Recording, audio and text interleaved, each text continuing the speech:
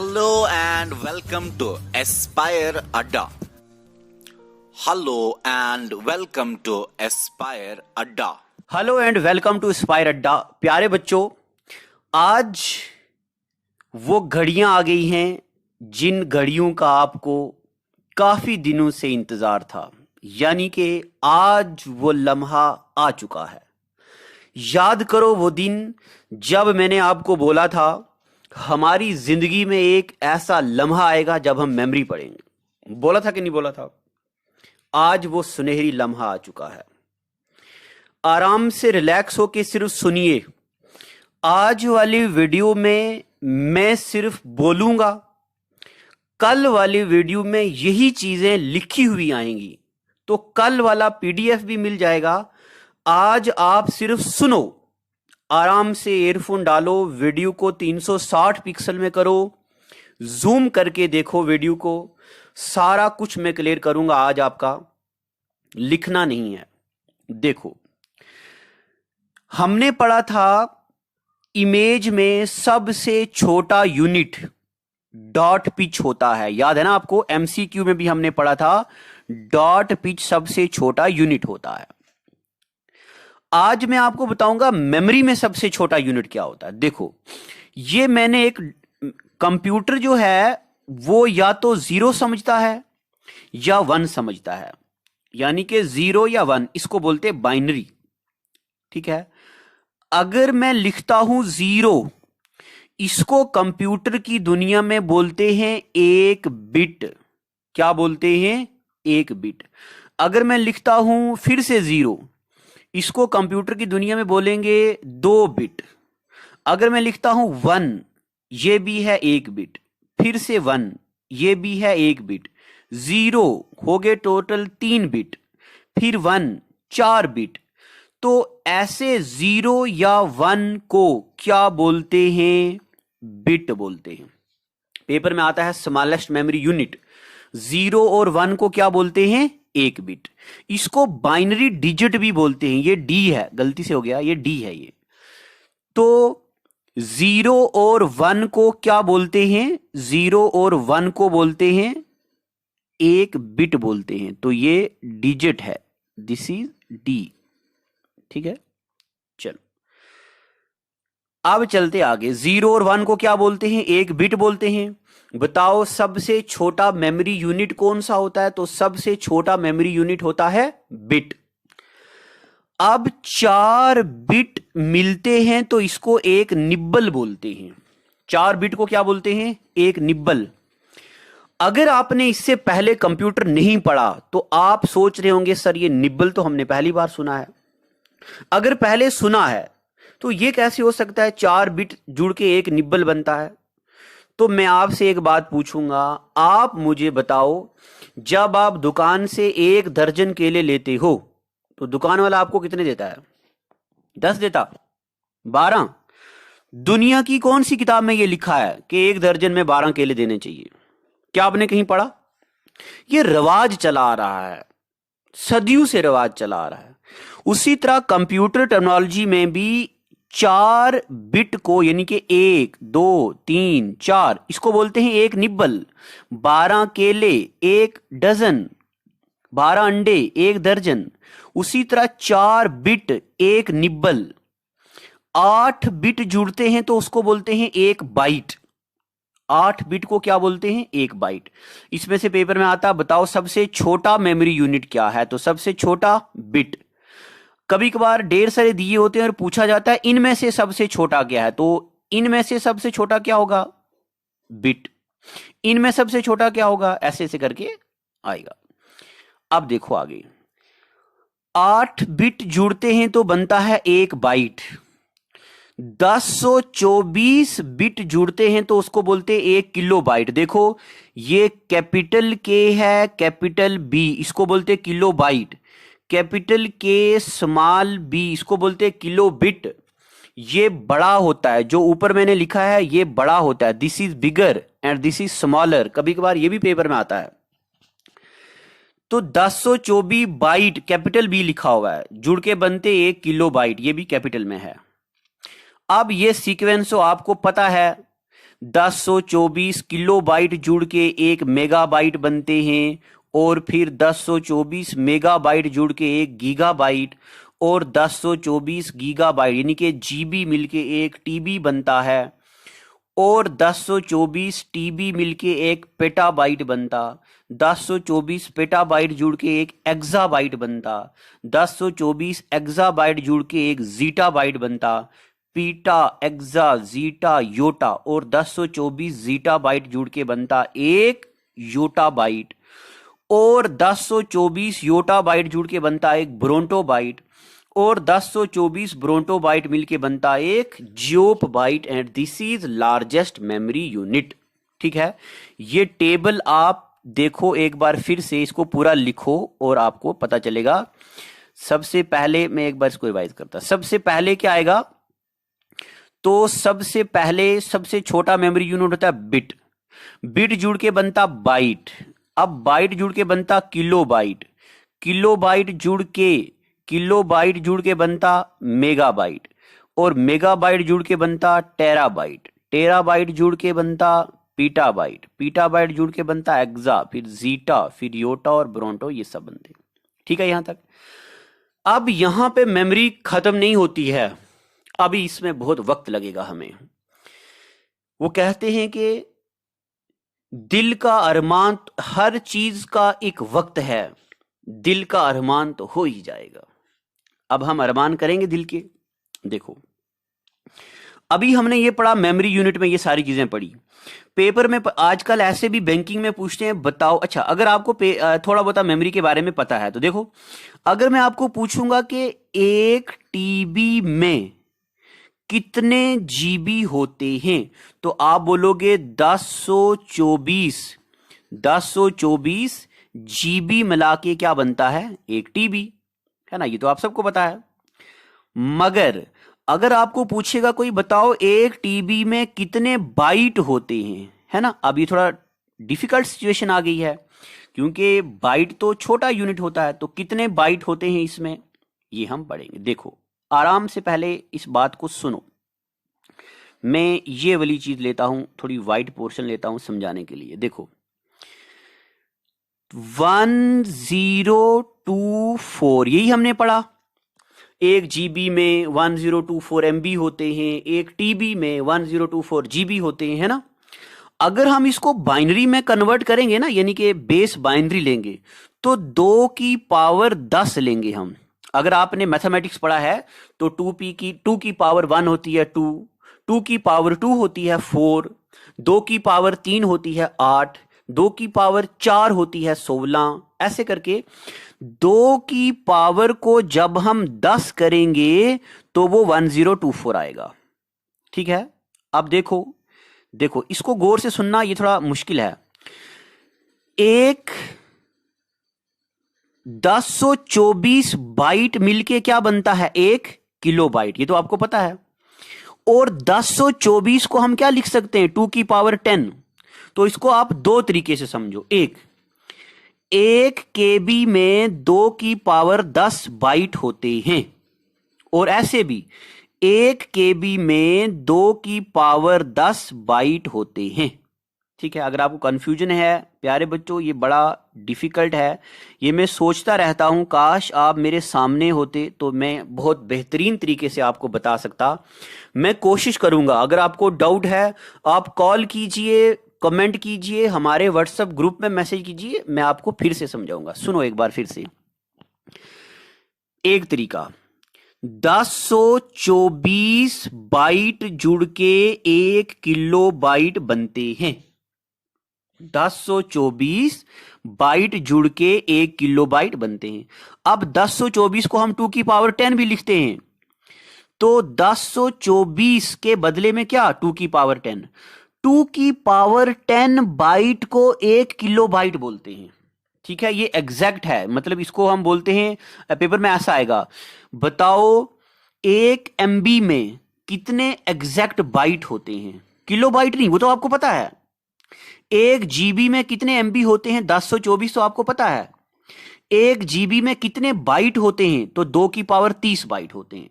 तो देखो अब ये पावरें बढ़ती जा रही हैं, 2 की पावर 10, 20, 30, 40, 50, 60 ऐसे करके नीचे तक जियोप बाइट तक 2 की पावर, ये हाँ गलती होगी मुझसे, यहाँ पे 100 आता है, मैंने 10 लिख दिया। 2 की पावर 100 बाइट, ठीक है। तो पेपर में आएगा बताओ मैं यहां से लेता हूं, पेपर में आएगा बताओ एक टीबी में कितने बाइट होते हैं? तो टीबी में 2 की पावर 40 बाइट होते हैं। ये आप ऐसा सीक्वेंस से लिखेंगे आपको खुद पता चल जाएगा। अगर डाउट आएगा तो आप कमेंट करेंगे, मैं आपका डाउट उसी वक्त क्लियर करूंगा। अब ये हमने पढ़ा है एग्जैक्ट वैल्यू, अब हम अप्रॉक्सीमेट वैल्यू पढ़ेंगे। अप्रॉक्सीमेट के लिए आप पहले इस चीज को समझिए। देखो 2 की पावर 10 का मतलब होता है 1024। 2 की पावर 10 का क्या मतलब होता है? 1024, ठीक है। अब यहां पे ये गलती है, एरर हो गया है, ये कुछ नहीं है। यहां देखो, अब हमने पहले 2 की पावर लिखी थी, अब हम पावर लिखेंगे 10 की। तो 1024, अगर हम 10 की पावर 3 करें तो 10 की पावर 3 क्या होता है? 1000। तो ये 1024 1000 से बड़ा है। अगर हम 10 की पावर 4 लिखें तो ये इससे छोटा है। तो हमें 10 की पावर वो लेनी है ताकि इस नंबर से छोटा आए। तो 10 की पावर 3 सिलेक्ट होगा। देखो अब अगर पेपर में आएगा बताओ एक केबी में अप्रॉक्सीमेटली कितने बाइट होते हैं? तो 10 की पावर 3 होते हैं अप्रॉक्सीमेटली। एग्जैक्ट कितने होते हैं? 2 की पावर 10। एक मेगाबाइट में अप्रॉक्सीमेटली कितने बाइट होते हैं? 10 की पावर 6। एक जीबी में कितने होते हैं? 10 की पावर 9। अब आपको मैं बताऊं, पूरे कंप्यूटर सिस्टम का सबसे मुश्किल टॉपिक आज हम पढ़ रहे हैं। अगर ये टॉपिक आपको 60 to 70% समझ आ गया तो बेहतरीन, अगर नहीं आया तो बहुत जल्दी मैं लाइव बोर्ड पे ये टॉपिक पढ़ाऊंगा। आप लाइव होंगे, उसी वक्त आप सवाल पूछेंगे। हमारी वेबसाइट में काम कंप्लीट हो गया है तो उस पे हम ये डायरेक्ट लाइव पढ़ेंगे। बट कोशिश यहां कीजिए, मुझे तो बहुत डिफिकल्ट लग रहा है कि मैं यहां आपको ऐसे समझा पा रहा हूं, बट कोशिश कर रहा हूं। तो देखो ये 2 की पावर 10, 20, 30, 40 ये एग्जैक्ट है। ये 10 की पावर 3, 6, 9, 3 नंबर बढ़ रहे हैं, ठीक है। इनको अलग से याद करना, इनको अलग से एक बार लिखना, आपको खुद पता चल जाएगा। अब देखो उसके बाद अगर वो आपको समझ आ गया तो इस पोर्शन को आराम से सुनते जाओ। अब मैं इस पोर्शन के बारे में सब कुछ बोलने वाला हूं। जो बातें मैं बोलूंगा लिखने की जरूरत नहीं है। कल लिखा हुआ टॉपिक आएगा, डिटेल एक्सप्रेस्ड होगा, एक्सप्लेन्ड होगा टॉपिक। यहां से शुरू करते हैं मेमोरी से। मेमोरी होता है स्टोरेज डिवाइस। मेमोरी क्या होता है? स्टोरेज, ठीक है। यहां तक मेमोरी 2 किस्म की होती है, एक होता प्राइमरी, दूसरा होता सेकेंडरी। प्राइमरी क्या होता है, सेकेंडरी क्या होता है, इसके ऊपर पहले चर्चा करते हैं। देखो प्राइमरी क्या होता है, सेकेंडरी क्या होता है, मैं यहां पे आपको बताता हूं। ये हमारा प्रोसेसर है, ये हमारी रैम है, ये हमारी हार्ड डिस्क है। पता चल गया आपको इतनी बातें? मैंने पहले लेक्चर में भी ये बात बताई है, प्रोसेसर सारे कामों को प्रोसेस करता है। जब ये किसी मेमोरी में किसी डेटा में प्रोसेस करता हो तो वो डेटा किससे लेता है? रैम से, ना कि हार्ड डिस्क से। रैम किससे लेती है? हार्ड डिस्क से। प्रोसेसर ने रैम से डिमांड की, रैम ने हार्ड डिस्क से डिमांड की। हार्ड डिस्क से डेटा आएगा रैम में और रैम से कहां जाएगा? प्रोसेसर में। वो वाली मेमोरी जो प्रोसेसर के साथ डायरेक्टली कनेक्टेड है उस मेमोरी को बोलते हैं प्राइमरी मेमोरी। क्या बोलते हैं उसको? Primary memory. तो व्हाट इज प्राइमरी मेमोरी? वो memory which is directly linked with processor, उसको क्या बोलते हैं? प्राइमरी। एक और मेमोरी होती जो प्रोसेसर के साथ लिंक नहीं होती, उसको क्या बोलते? सेकेंडरी मेमोरी, ठीक है। अब सीक्वेंस में हम इन चीजों को समझते जाएंगे, आराम से सुनते जाओ। जिस चीज की पहले जरूरत नहीं है वो मैं हटा दे रहा हूं। देखो अब सुनते जाओ। प्राइमरी मेमोरी वो वाली मेमोरी होती है जिसका डायरेक्ट लिंक प्रोसेसर के साथ होता है, ये वाली वो मेमोरी जिसका प्रोसेसर के साथ लिंक नहीं होता। सेकेंडरी मेमोरी को ऑक्सिलरी मेमोरी भी बोलते हैं, इसको पेरिफेरल मेमोरी भी बोलते हैं, इसको एक्सटर्नल मेमोरी भी बोलते हैं। प्राइमरी मेमोरी दो किस्म की होती है, एक होती है मेन मेमोरी और एक जिसको मैंने यहां पे मिटा दिया है। अब मिटाया क्यों है तो उसके लिए मैं बताऊंगा थोड़ी देर के बाद, आपको बेहतरीन अंदाज में समझ आने वाला है। एक हो गया मेन मेमोरी और एक हो गया ये जो मेमोरी यहां पे लिखी थी।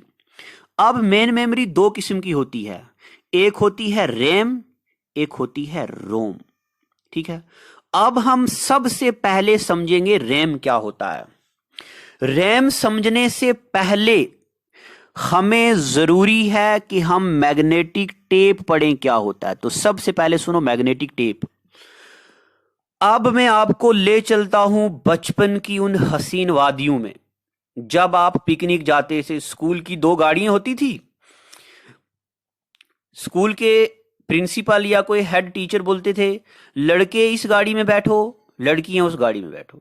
वाह, ऐसी पिकनिक में क्या करना जाके, जिसमें लड़के अलग गाड़ी में बैठेंगे लड़कियां अलग गाड़ी में। तो वहीं सारा पिकनिक का मजा खत्म। याद आ रहा है आपको? लड़ाई होती थी कि मैं बैठूंगा बारी वाली साइड। कहां गए वो दिन, बारी वाली साइड बैठना, याद है ना? चलो बारी वाली साइड बैठाते हैं आपको। हाँ, मुझे उल्टी आती है, मम्मी ने बोला था यहां बैठना। ठीक है, चलो अब हम पढ़ते मैग्नेटिक टेप क्या होता है। जब हम पिकनिक जाते थे तो हमारे पास एक वॉकमैन होता था। उस वॉकमैन में हमारे बीच एक कैसेट पड़ती थी, ब्लैक कलर की रील होती थी उसमें। अगर उसमें कोई सॉन्ग प्ले करना है हमें, तू कल चला जाएगा, नहीं ये वाला नहीं, दूसरा वाला, वो किसी और से मिलके आ रहे हैं, फिर भी हम उनका इंतजार कर रहे हैं, ये गाना हमें ढूंढना होता था। आधा घंटा लग जाता था गाना ढूंढने में। पहले हम फॉरवर्ड का बटन प्रेस करके रखते थे, काफी आगे चला जाता था, फिर बैकवर्ड का बटन काफी पीछे। वो जब तक वो गाना मिलता तब तक जिन मोहतरमा को वो गाना सुनाना होता था तो वो तो उठ के दूसरी सीट पे बैठ जाते थे। तो इसलिए इस मैग्नेटिक टेप को बोलते हैं सीक्वेंशियली एक्सेसिबल मेमोरी। एक बार फिर से, मैग्नेटिक टेप को बोलते हैं सीक्वेंशियली एक्सेसिबल मेमोरी। देखो यहां पे नीचे लिखा हुआ है सीक्वेंशियली एक्सेसिबल मेमोरी। अब आपको मैग्नेटिक टेप समझ आ गया। अगर आपको मैग्नेटिक टेप समझ आ गया तो रैम अभी तुरंत समझ आ जाएगी। रैम का मतलब होता है, देखो ये कोई मेमोरी है, पलक झपकते चाहे आप यहां से यूज करो, यहां से, यहां से, यहां से, यहां से, इसको बोलते रैंडमली, कहीं से भी। एक्सेसिबल, एक्सेस का मतलब होता है यूज करना, देखना, मेमोरी। तो रैम का मतलब होता है रैंडमली, ये होता है सीक्वेंशली। तेज कौन सी होगी? रैम। ठीक है यहां तक। अब रैम दो किस्म की होती है, एक होता है स्टैटिक रैम, एक होता है डायनेमिक रैम। इन दोनों में से बहुत ज्यादा सवाल आते हैं, ये हम पढ़ेंगे कल, लिखा हुआ आएगा तो फिर आपको ज्यादा समझ आएगा। तो अभी तक हमने क्या क्या पढ़ा है सुनो। क्या आपको मैग्नेटिक टेप समझ आ गया? बहुत अच्छा। क्या आपको रैम समझ आ गई? हाँ, आपके दिल की आवाज मुझे आ रही है, आप कह रहे हो मास्टर जी मजा आ रहा है। कंटिन्यू कीजिए, बहुत मजा आ रहा है। ऐसा लग रहा है कि पिकनिक की गाड़ी में बारी वाली सीट पे बैठे हुए। हाँ चलो, अब ये दो हम कल समझाएंगे आपको। अब देखो, रैम होती है तेज और मैग्नेटिक टेप होती है स्लो। अब मैं पहले इसको भी समझाता हूं। इसको समझाने के लिए यहां चलते हैं। देखो, ये प्रोसेसर है, ये रैम है और ये हार्ड डिस्क है। ठीक है, जब प्रोसेसर को डेटा चाहिए, किससे लेगा प्रोसेसर? रैम से। रैम को डेटा चाहिए, रैम किससे लेगी? हार्ड डिस्क से। ये आ गया एक पॉइंट, ये आ गया दूसरा पॉइंट। ठीक है, आप मुझे बताओ, क्या रैम यहां से डेटा लाना, यहां भेजना, आगे पीछे मूव होना, सर्कुलर वाइब्रेशन चलना, क्या कंप्यूटर गर्म नहीं हो जाएगा? क्या प्रोसेसर आइडियल नहीं बैठेगा जब तक रैम यहां से डेटा लाती? इसलिए एक बात और भी सुनो, पुराने जमाने में जब शादी होती थी तो घर वाले क्या कहते थे कि चलो लड़कियों पर बैठो टेंट हाउस में, लड़की चलो उनको खाना खिलाओ। अगर एक लड़का नीचे से प्लेट लाता, एक मोहतरमा को देता, दूसरे वाली उनको देखती रहती थी, वो क्या खा रही है, वाह मैं तो भूखी रह गई हूँ, ये खा गई है। फिर ढेर सारे बंदे लाइन में खड़े हो जाते थे, एक प्लेट दूसरे को देता, दूसरा तीसरे को, चौथे को, जल्दी काम हो जाता। अब वही काम यहां पे भी है। रैम यहां से डेटा लाएगी और प्रोसेसर को देगी, स्लो हो जाएगा ना। सबसे तेज मेमोरी कौन सी होती है? अभी तक हमने पढ़ा रैम। प्रोसेसर और रैम के बीच यहां पे एक मेमोरी लगाई जाती है जिसमें वो वाला डेटा यूज होता है जो प्रोसेसर को बार बार चाहिए, फ्रीक्वेंटली यूज्ड।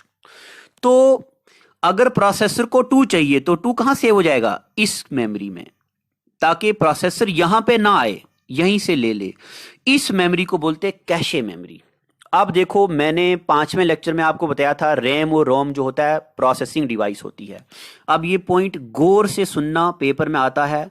रैम में वो वाला डेटा होता है जिसमें प्रोसेसर अभी काम कर रहा हो, इसको बोलते हैं करंटली एग्जीक्यूटेबल डेटा।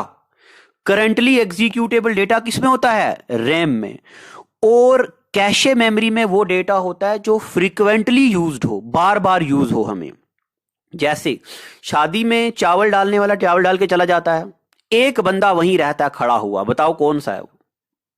पानी देने वाला। सब बोलते आ भैया मुझे पानी दो, भैया मुझे पानी दो, भैया मुझे पानी दो, मिर्ची लगी है। उसी तरह यहां पे बार बार यूज होने वाला डेटा किसमें रहेगा?